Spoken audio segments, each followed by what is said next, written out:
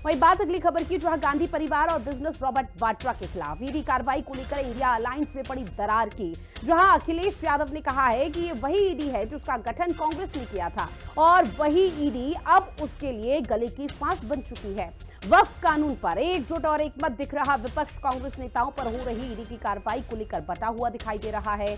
अब इस फूट पर बीजेपी न केवल चुटकी ले रही है, बल्कि बीजेपी तो ये कह रही है कि लूट की छूट किसी को नहीं दी जा सकती, जो लिया है उसे लौटाना जरूर पड़ेगा। अब ऐसे में सवाल ये उठ जाता है कि क्या अखिलेश यादव कांग्रेस को उसके अतीत की याद दिलाना चाहते हैं। सबसे बड़ा सवाल तो ये कि उत्तर प्रदेश में 2027 में होने वाले विधानसभा चुनाव में समाजवादी पार्टी और कांग्रेस की राहें क्या अलग अलग हो जाएंगी। क्या इस बयान के माध्यम से अखिलेश ने कांग्रेस को संकेत दे दिए हैं? ये वो सवाल हैं जिनके जवाब अभी कांग्रेस पार्टी को देने बाकी हैं। ये रिपोर्ट देखिए।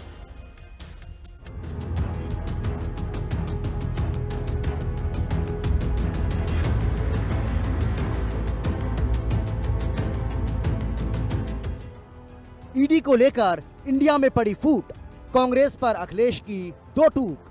अखिलेश ने खोली गठबंधन की गांठ, कांग्रेस की ईडी उसी के लिए फांस। गांधी परिवार और बिजनेसमैन रॉबर्ट वाड्रा इन दिनों ईडी के फंदे में फंसे हैं।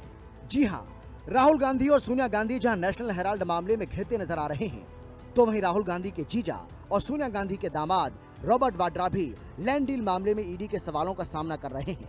वक्फ कानून पर संसद से लेकर सड़क तक एकजुट दिख रहा विपक्ष ईडी की कार्रवाई पर बट गया है।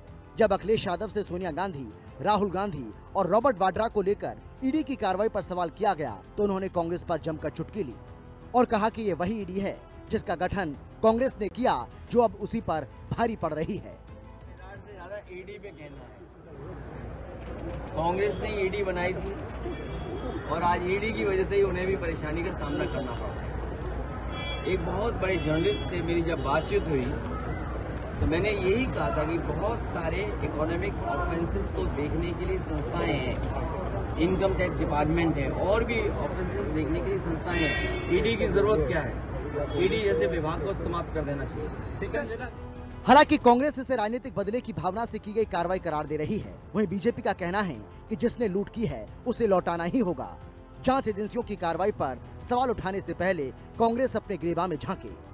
टोटल पॉलिटिकल विच हंट है और ये मैं नहीं कह रहा हूँ, ये अनुभव है मेरा लोगों के बीच में, और लोगों की सोच ये है कि गलत दुरुपयोग हो रहा है एजेंसियों का और ये नहीं होना चाहिए।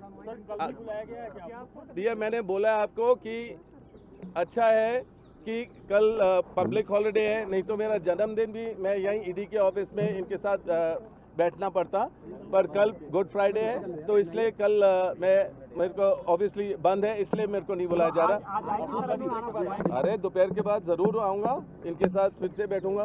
प्यार है, प्यार करते हैं इसलिए बुलाते रहते हैं। पूरे देश को पता है कि भारतीय जनता पार्टी सरकार आखिर ईडी की जो ये कार्रवाई है वो क्यों कर रही है, क्योंकि राहुल गांधी जी, सोनिया गांधी जी और कांग्रेस पार्टी लगातार जनता के मुद्दों को उठा रहे हैं। वो मुद्दा चाहे बेरोजगारी हो, महंगाई हो, दलितों पर अत्याचार हो भाजपा सरकार में, या महिलाओं पर अत्याचार हो, और जो किसान हैं, जो वक्फ बोर्ड है, उनकी जमीनें छीनकर जो बीजेपी अपने उद्योगपति मित्रों को देना चाहती है, उन सवालों का जवाब भाजपा सरकार के पास, मोदी सरकार के पास नहीं है।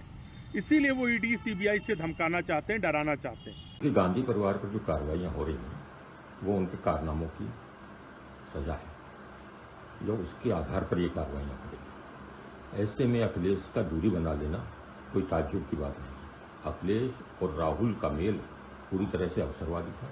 ये परिवारवादी लोग हैं, अवसरवादी लोग हैं, मौकापरस्त लोग हैं। अपने फायदे के लिए, केवल सत्ता पाने के लिए ये तमाम हथकंडे अपनाते हैं। एक दूसरे से दोस्ती भी कर लेते हैं, और दोस्ती भी इसीलिए कि सत्ता मिल जाए।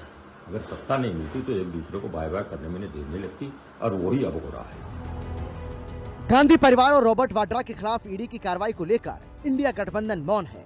इक्का दुक्का नेता को छोड़कर कोई भी बोलने को तैयार नहीं है।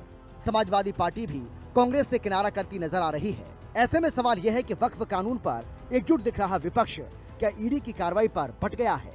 क्या अखिलेश यादव कांग्रेस को उसके अतीत की याद दिलाना चाहते हैं? और सबसे बड़ा सवाल ये कि क्या उत्तर प्रदेश में 2027 में होने वाले विधानसभा चुनाव में समाजवादी पार्टी और कांग्रेस की राहें अलग अलग हो जाएंगी? क्या इस बयान के जरिए अखिलेश ने कांग्रेस को संकेत दिया है, ये वो सवाल हैं जिनका जवाब न केवल कांग्रेस बल्कि इंडिया गठबंधन को तलाशने होंगे। लखनऊ से राहुल श्रीवास्तव और विक्रम सिंह राठौर के साथ ब्यूरो रिपोर्ट, हिंदी खबर।